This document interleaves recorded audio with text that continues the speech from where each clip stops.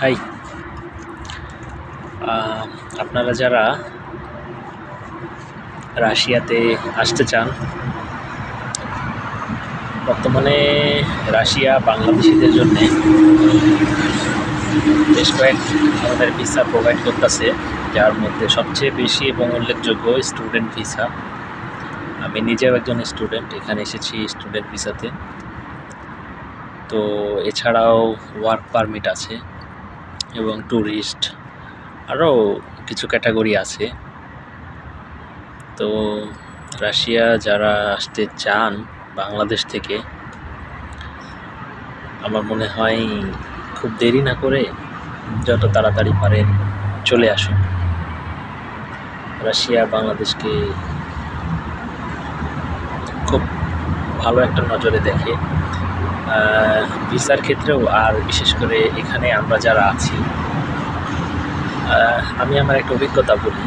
আমি যখন এখানে আসার পরে প্রথম কাজে গেছিলাম পার্ট টাইম, তো কাজ শেষে উনি আমাকে, যিনি আমাদেরকে টাকা দেয়, সুপারভাইজার আর কি, উনি আমাদের বলল যে তুমি কোথা থেকে এসেছো।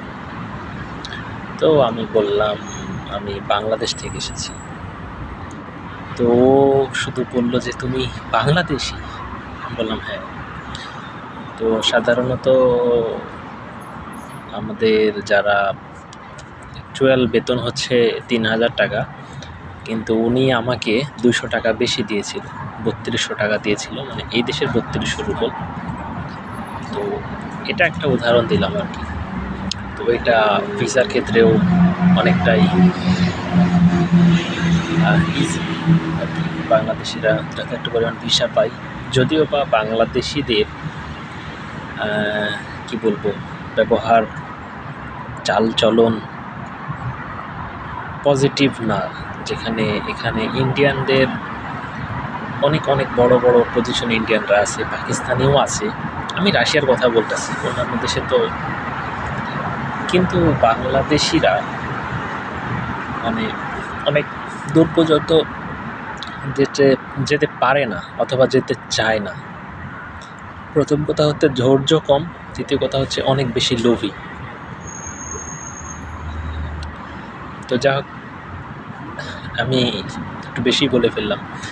তো যারা এখানে আসতে চান, যাদের ইচ্ছা আছে এখানে আসার, তারা আসতে পারে। এই দেশটা আসলে ছবির মতো সুন্দর।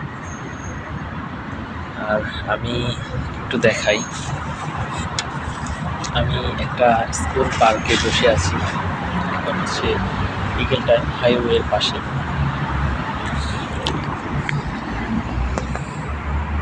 এটা হচ্ছে একটা স্কুল, বাংলাদেশি প্রাইমারির মতো।